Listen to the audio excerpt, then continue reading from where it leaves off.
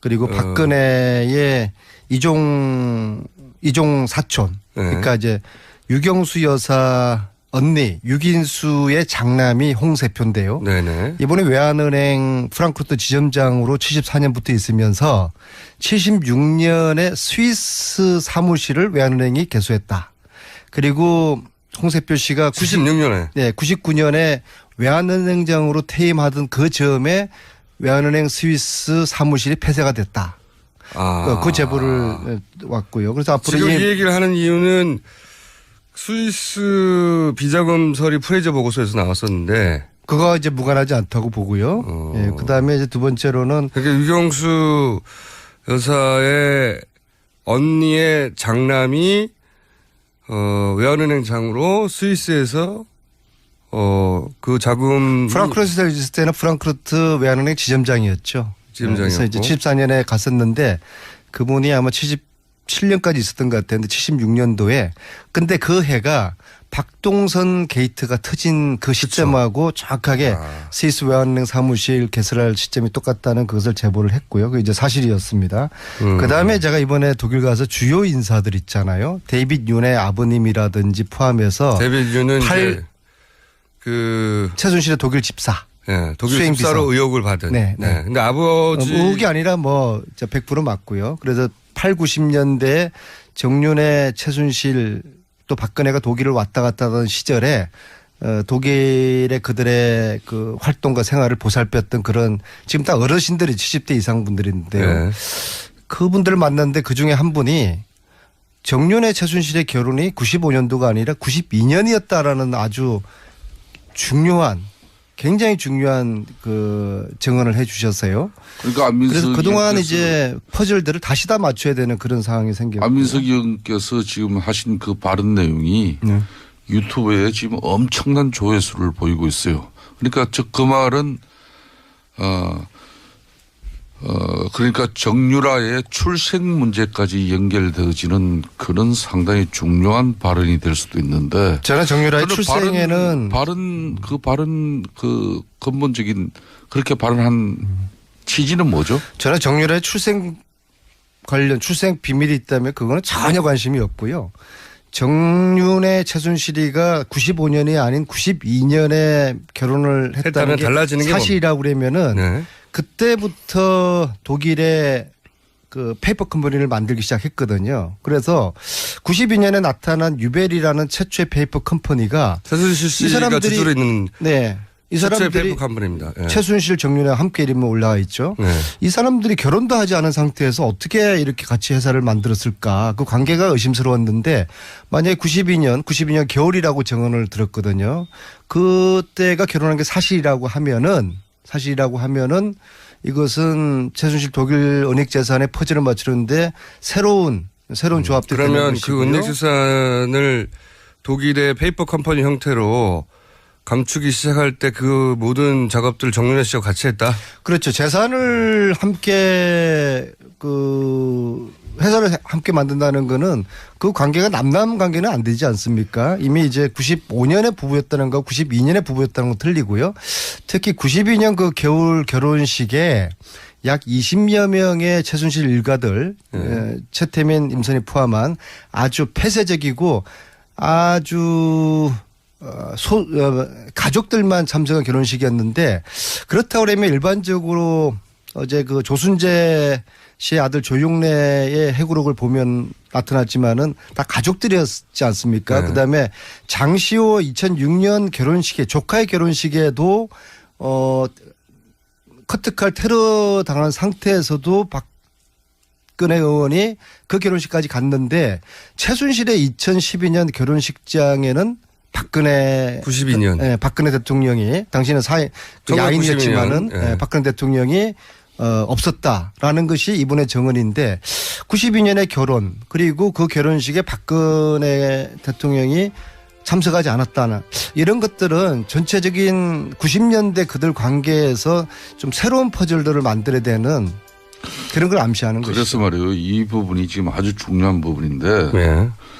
지금 안민석 의원의 저 발언과 저런 취지에 따라서 유튜브 지금 동영상 상에는 정유라가 실질적으로 부모가 최순실의 딸이 아닌 것처럼 지금 현재 나오고 있는 사실 우리 안민석 의원님 알고 계시죠? 그런 주장을 하신 건 아닌데. 저는 그건 관심 없습니다. 네, 그런 주장을 하신 건 아닌데 그런 퍼즐들의 일부를 이제 그래서 그런 부분을 의혹으로 의문으로 이렇게 계속 제기할 게 아니라 구체적 사실을 가지고 네.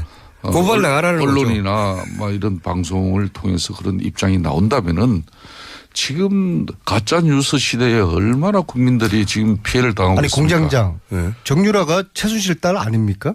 그렇게 알려져 있고 저는 그렇게 거기에 알려진 대해서 건 관심이 이상한 저는 없어요. 모릅니다. 92년도에 그들이 결혼했다는 거를 이번에 독일 가서 확인한 사실을 국민들께 또 알려야 되니까 그것만 말씀드린 겁니다. 그 다음에 상상의 퍼즐은 또 똑똑한 국민들을 맞추시는 정유라는 거죠. 몇 년도 출생이죠?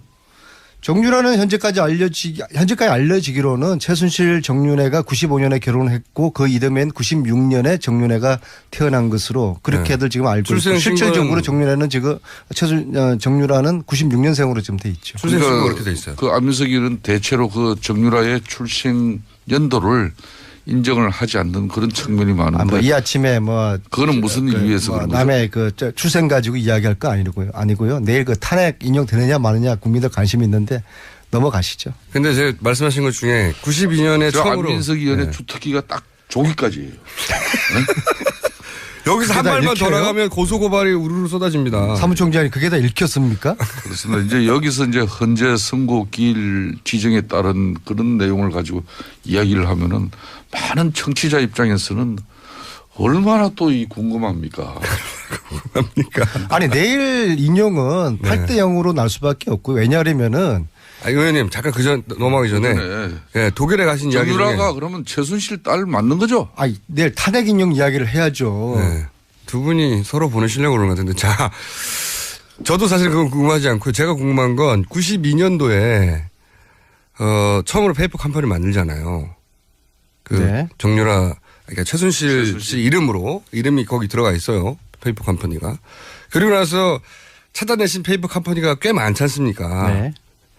그러니까 최순실 씨의 이름이 들어간 페이퍼 컴퍼니이자 혹은 그 회사가 또 이름을 변경해서 만들어진 페이퍼 내지는 컴퍼니죠. 최순실과 관련된 사람을 걸로 추정되는 페이퍼 컴퍼니구나. 네, 페이퍼 컴퍼니. 근데 그 중에서 국내로 거의 2천억 가까이 최순천 씨였나요? 네, 동생. 최순천의 회사로 그 페이퍼 컴퍼니로 추정되는 곳에서 국내로 2천억 정도 투자된 게 있지 않습니까? 그 퍼펙트 인베스트먼트라는 네덜란드 회사가 네. 홍콩을 통해서 최근에 2천억이 네. 서동범 최순천의 남편이 운영하는 그 회사는 그 아동복 그 유명한 회사인데요. 회사죠. 그 그게 분야에서. 알려져 있는 회사인데 그러니까 2천억을 투자받았어요. 2천억이 이제 들어왔는데요. 네.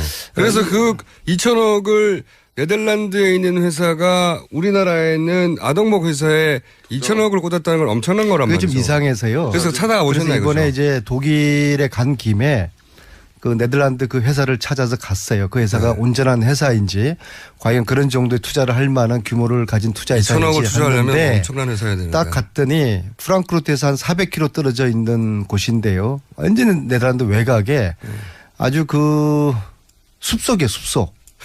숲속. 네? 아주 숲속에 그냥 집 한 채 달랑 있는데 그 회사 사장을 만났는데요. 본인이 그런 투자했다는 사실도 모르고요. 또 한국에 한국에 아무런 지인도 없다고 하고 그럼 중국에는 지인이 있느냐? 뭐 상해 근처에 아는 친구 한 명 있다고 그러고요. 홍콩을 통해 들어온 거죠. 그렇죠. 그래서 참 그 이상하다는 그런 이제 생각을 했는데 2천억을 투자한 어마어마한 회사인데 갔더니 숲속에 조그만 집 하나 있는 거예요. 근데 이 돈들이 어떻게 형성됐을까? 여러 가지 이제 그 의심스러운 정황들이 있는데 결국에는 저희들이 그 주진우 기자랑 같이 갔는데요. 저희들이 수사권이 없지 않습니까? 네. 그래서 특검법을 만들어서 70년대부터 최순실 재산을 추적을 하는 그런 조사위원회를 만들어서 수사권을 주고 그래서 거기서 발견되는 불법 은닉 재산들이 있으면은 한 푼도 남김없이 몰수하는 최순실 재산 몰수법이 필요한 것이고 이 최순실 재산을 몰수하겠다는 후보를 저는 지지할 것입니다. 다 몰수하자고 그러면 어떠시려고요? 모든 후보들이 그러면은 다 뭐 몰사자고 하면. 그러면 지금 있는 분들 다 지지하죠. 뭐. 근데 그 중에 한 분이 지난 며칠 전에 저에게 전화를 다른 일로 공약 교육 공약 관련된 뭐 저한테 물어볼 게 있다고 질문을 하시면서 그 이야기를 하던 중에 제가 이 최순실 재산 몰수 제가 독일 갔다 온 그 다음날 전화를 저한테 주셨더라고요. 그래서 이 재산 몰수해야 되는데 이것은 특별법 없이는 독일 검찰하고 공조가 힘들다. 그리고 독일 말고도 헝가리, 스위스, 오스트리아도 있는 것 같다. 그러니까 그분이 저한테 제게 약속을 했어요. 그래서 그분을 지지를 지금 하려고 그럽니다.